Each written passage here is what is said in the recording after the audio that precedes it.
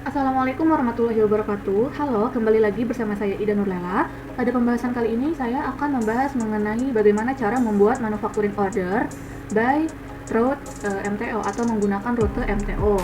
Sebelumnya di sini saya akan menjelaskan beberapa rute yang ada di manufaktur ya.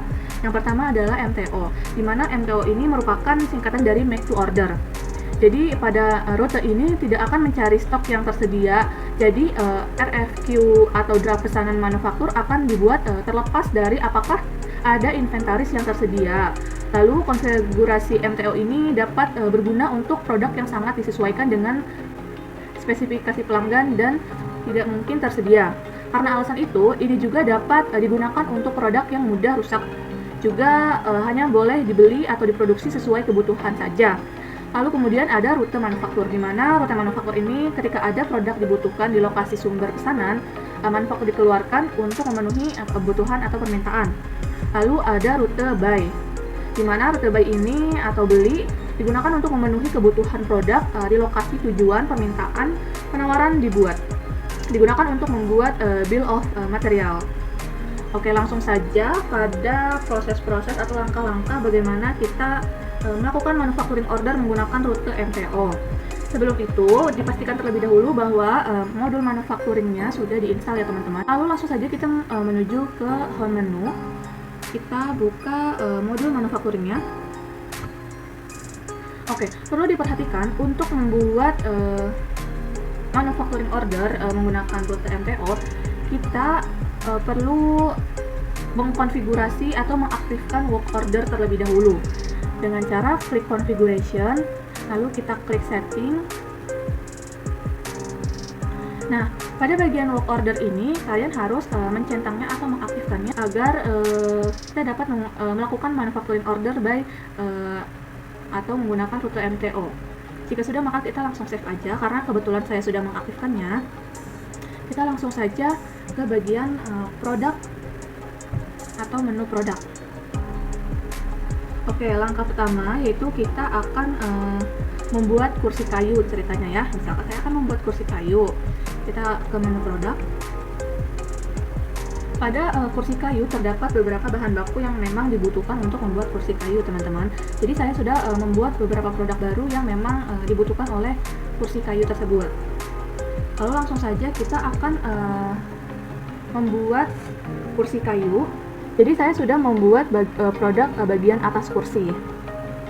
Jadi untuk bagian atas kursi kita akan men-settingnya terlebih dahulu ya teman-teman. Kita klik saja. Nah, pada bagian atas kursi ini kita akan mengaktifkan rute MTO dan juga manufaktur. Kita klik pada bagian inventory.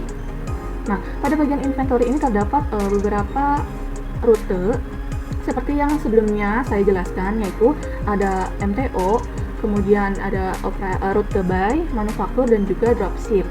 Nah, karena untuk bagian atas kursi ini saya membutuhkan atau mengaktifkan rute MTO dan juga manufaktur. Kita akan aktifkan MTO dan manufaktur. Jika sudah, maka kita akan menyimpannya. Oke, selain bagian atas kursi, kita juga membutuhkan kaki kursi. Jadi kita akan melihat produk bagian kaki kursi. Bagian kaki kursi. Nah, ini dia, ini produk bagian kaki kursi. Lalu kita akan mengaktifkan rute MTO dan juga buy atau beli. Di sini digunakan opsi beli dan MTO karena jika produk tidak tersedia dalam stok, maka RFQ akan dihasilkan secara instan untuk membeli produk ini. Jadi langsung saja kita aktifkan bagian kaki kursi ini menggunakan opsi beli dan juga MTO. Oke, jika sudah, kita akan menyimpannya. Lalu selain itu bahan baku yang digunakan untuk membuat kursi kayu yaitu kita membutuhkan bolt. Kita akan cari produk bolt. Nah, pada produk bolt ini kita akan mengaktifkan sama seperti sebelumnya, yaitu sebagai rute MTO dan juga membeli. Kita akan aktifkan. Oke, jika sudah, maka kita akan save. Lalu yang terakhir di sini ada bagian skrup. Kita akan mencari produk skrup. Nah, pada bagian skrup ini juga kita akan aktifkan rute MTO dan juga beli. Oke, jika sudah maka kita perlu save dulu. Oke, jika sudah membuat bahan baku yang sesuai, kita perlu membuat bill of material atau BOM menggunakan bahan baku yang dibuat atau yang sudah ada. Jadi langsung saja kita beralih ke menu produk, lalu kita klik bill of materials.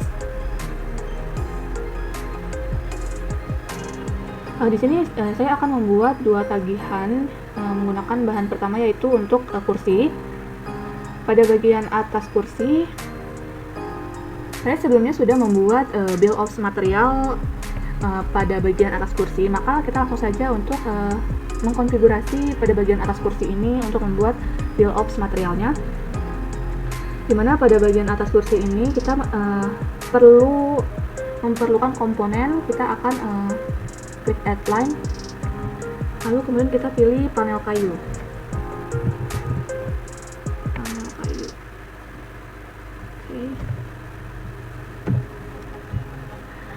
Untuk kuantitinya saya akan mengisi misalkan 5 unit.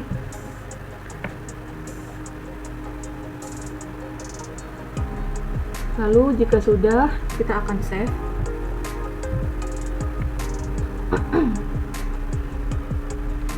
Lalu kita beralih ke tagihan yang kedua, yaitu kursi kayu. Untuk membuat kursi kayu kita memerlukan komponen seperti bagian atas kursi. Lalu selain itu, untuk membuat kursi kayu kita memerlukan kaki kursi.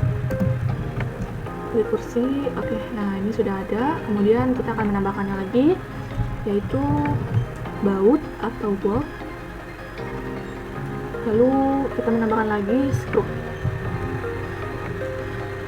Nah, untuk jumlah kuantiti bagian atas kursi, saya akan mengisi satu saja. Lalu untuk bagian kaki kursi, misalkan saya isi 4. Lalu untuk boltnya kita isi 5, misalkan jaga-jaga untuk keperluan penting.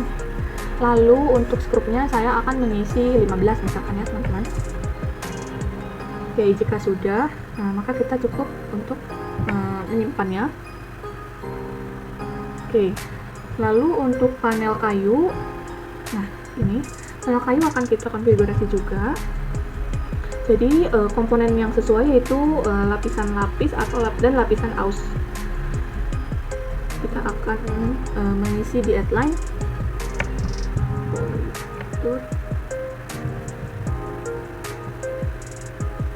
Oke.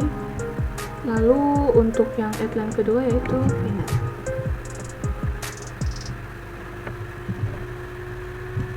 Untuk kuantitinya di sini saya akan menambahkan misalkan 4. Lalu di sini satu saja cukup. Jika sudah, maka kita simpan saja. Kita juga dapat melihat operasi untuk pembuatan pada menu tab operation. Oke, kita akan mengisi run operation pada bagian atas kursi. Nah, pada tab ini nih, operation, kita perlu mengklik add line untuk menambahkan operasi yang memang perlu dilakukan untuk pembuatan meja kayu.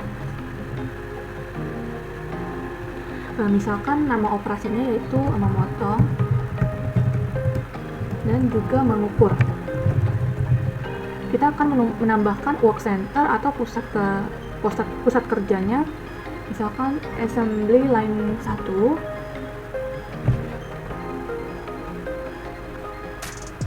Lalu untuk durasinya cukup 60 menit ya teman-teman. Jika sudah, maka kita save dan close saja. Selain itu kita juga perlu menambahkan operasi seperti mencetak, misalkan mencetak kursi kayu. Work centernya kita akan menambahkan assembly line 2.